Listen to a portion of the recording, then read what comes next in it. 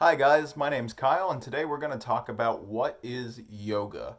Now, I know typically when someone says yoga, you get the idea of the whole bendy movement of the body, but there's actually much more to yoga, and it's a completely different thing than you were probably thinking of or what I was ever thinking of when I was first introduced to yoga. So, let's get going. There are 8 limbs to the yoga system, and they are referred to as ashtanga.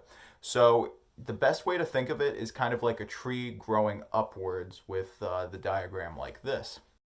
So, the first limb of yoga is the yamas, and these are ethical rules. You can find them similar to the Ten Commandments of the Abrahamic religions. So the first one is Ahimsa, which means non-violence.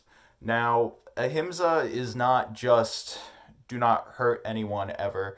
Now, although this concept is translatable into Jainism, where they are known to uh, broom the ground that they are about to walk on so they don't step on insects, Ahimsa more so is really just about understanding that you're not desiring to create problems for others and violence, because even when you blink your eye, there's microbacteria or just general bacteria there that you're killing by blinking it and moving it.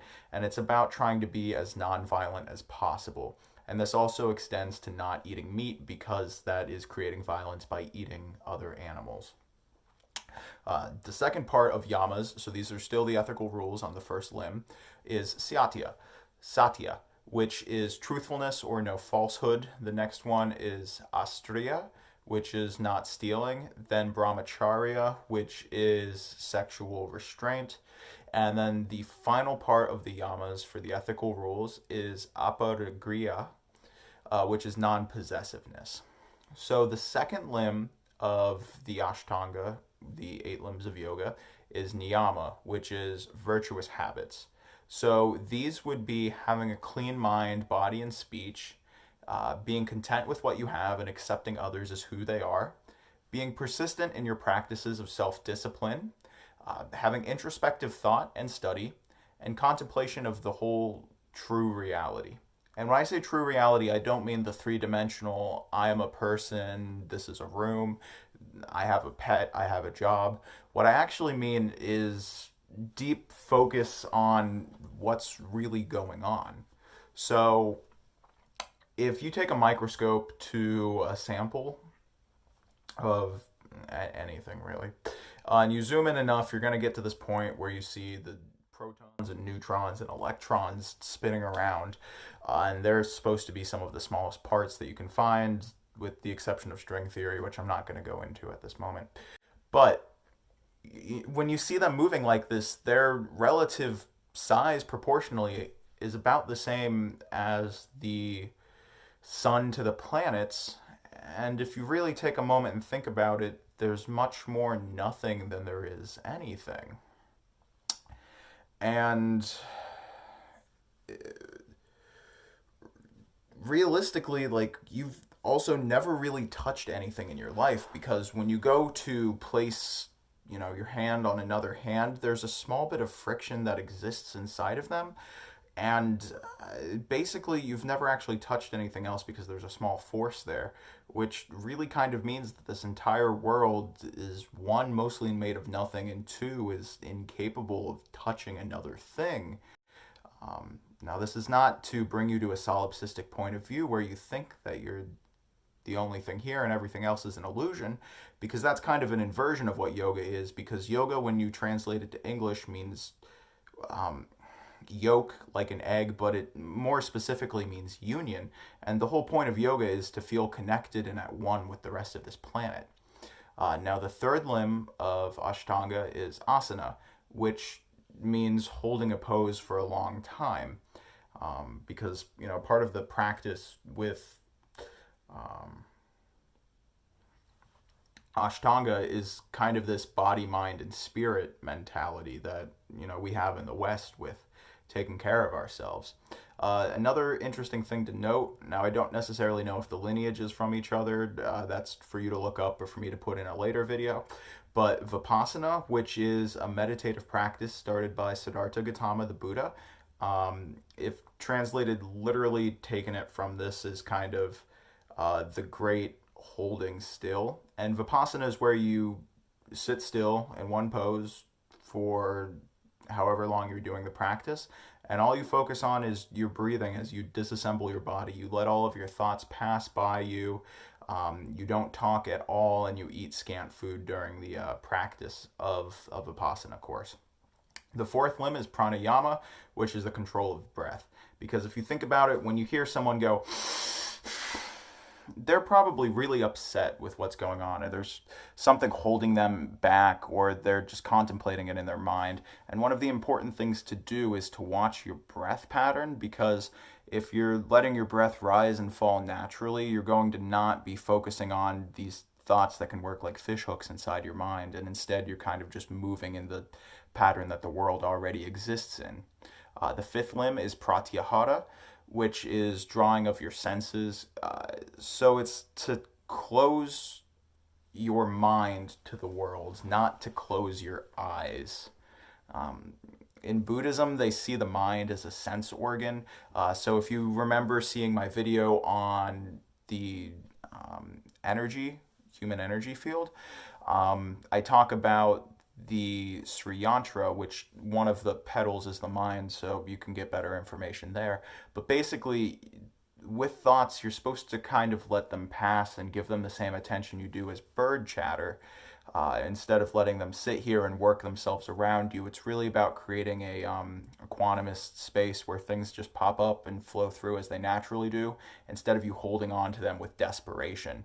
Because the part number 6 of the system is Donna, which is one-pointedness of thought. So it's about singling in on what you're looking at, because if you think about it, nothing in this world can exist without the entire rest of this world, which means that we are this universe experiencing itself, and no matter how many variables you take into account or how much data you collect, it will never be enough to truly get everything. No one can ever know everything. So it's important to really focus in on what you're trying to do, so that way you don't let your mind work you around, because your mind can either be one of the greatest tools you have, or it can be your greatest enemy. Number 7 is Deanna, which is taking the dharna that we've done, so the one-pointedness of thought, but working it from all directions. Instead of just one-directionally saying, hey, this is the dogma and I'm running through it, it's to really think about it. So if your dharna is going to be a mantra, which could be like Om Namah Shivaya, which is for Shiva, or it could be Hare Krishna, Krishna Krishna, Hare Hare, Hare Rama, Rama Rama, Hare Hare, which is for Krishna, which also honors the divine masculine and feminine. It's about really thinking about these things, not just for what they are, but for how they represent and how they magnify in this world, and how the ripple effect that they create.